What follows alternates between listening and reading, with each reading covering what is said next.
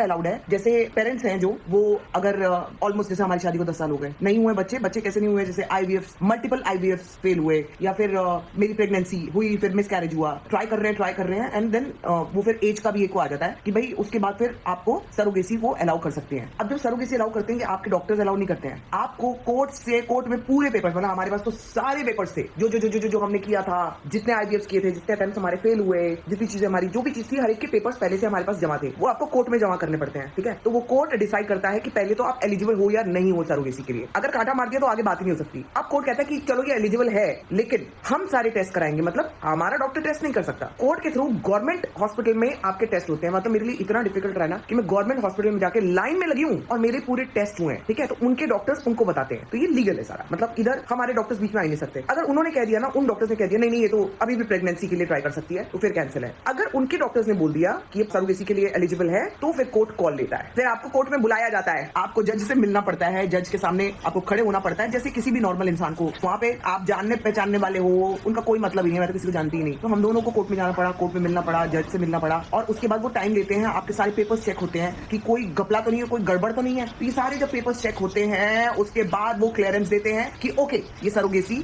इनके लिए अलाउड है। और ये आई गेस वो अब एक ही बार अलाउड होगी। आई डोंट थिंक, मतलब अगर सब कुछ हो ही गया है तो फिर अब इसके बाद तो सरोगेसी का क्या ही मतलब है। इसके बाद भी मैं सरोगेसी, ऐसा मैं कहूँ कि भैया एक बच्चा आ गया, अब मेरे को दोबारा सरोगेसी करनी है, एक और चाहिए, तो भी अलाउड नहीं है। अगर एक बच्चा आ गया ना तो अलाउड है। बीच में क्या हो गया था, जिसके 2 बच्चे हैं वो फिर भी सरोगेसी का से तीसरा बच्चा कर रहा है। जो सिंगल पेरेंट है, मतलब सिंगल है, वो भी सरोगेसी करवा रहा है, उनको बच्चे हो रहे हैं, 2 हो रहे हैं। या फिर किसी के 2 बच्चे हैं फिर भी वो सरोगेसी में जा रहा है, मतलब क्योंकि उनको अब प्रेग्नेंट नहीं होना है। तो आपको प्रेग्नेंट नहीं होना है इसलिए आप सरोगेसी करा रहे हो, इसलिए सरकार ने ये बैन कर दिया था कि इसका सरोगेसी का मिसयूज हो रहा है। तो जो लोग चाहते भी थे, जो लोग एक्चुअली में सफर कर रहे थे, उनके लिए भी ये बैन हो गया। तो अब जो खुला है वो उन लोगों के लिए खुला है जो वाकई नीडी है। अगर आप नीडी हो तो आप सरोगेसी करा सकते हो। Needy as